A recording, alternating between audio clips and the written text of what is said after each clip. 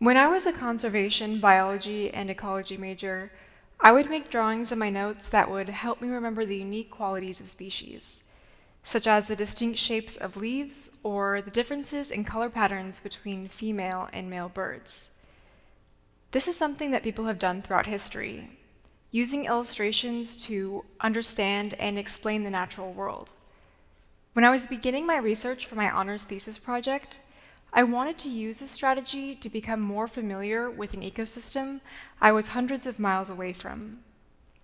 I was researching the intertidal ecosystems of the northern Gulf of California, specifically near Puerto Penasco, a popular tourist destination also known as Rocky Point. These ecosystems are between the land and the sea and are covered by water at high tide and uncovered at low tide. This area is characterized by a unique set of environmental conditions, and as a result, the tide pools contain a very distinct and diverse collection of species. When I was younger, my family and I would often take trips down to Puerto Penasco, and I remember looking into the tide pools, but I knew little about these species until college. I was fascinated with what I was learning through my research, but because of the pandemic, I wasn't able to visit this area and experience it with all the new knowledge I had gained.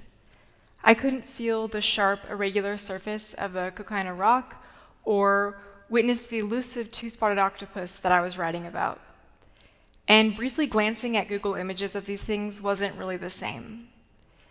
It was through capturing the unique colors, textures, and characteristics of this ecosystem and its species on paper that I felt like I was able to develop this new, closer relationship with this area.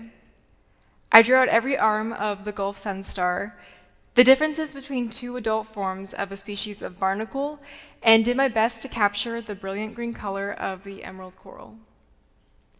My thesis director connected me with the Intercultural Center for the Study of Deserts and Oceans, and I was able to create a brochure that would teach tourists about this ecosystem.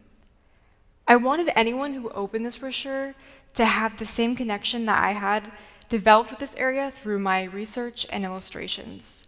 So I combined my illustrations with this storybook-like format that I hoped would immerse visitors, allowing them to take part in this narrative where they're exploring the tide pools and learning about these colorful creatures that they're coming across. The brochure also included information about tide pool etiquette, or how you can enjoy your tide pooling experience while minimizing damage to the ecosystem.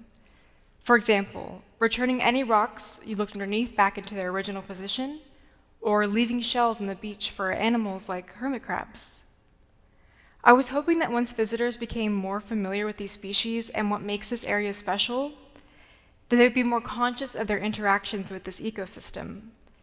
This is especially important in an area that has suffered severe losses in biodiversity due to a rapid increase in tourism over the past few decades.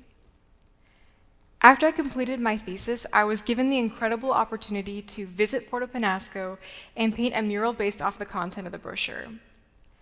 This mural would be located in a public beach access walkway, and I knew that people would be passing it on their way down to explore the tide pools. So I wanted it to be a billboard for the species they might see, but I also wanted it to reflect the special relationship that people have with this area. In the center of the piece, I painted a mother and a daughter looking into a tide pool, connecting through their curiosity and exploration of this ecosystem. While I was painting, some local people stopped to tell me that this is the image they see every day looking out at the ocean, and that it really captured what this area means to them. The mural represented not only the features and the species of the Puerto Penasco rocky intertidal ecosystems, but also the meaningful interactions that we have with nature.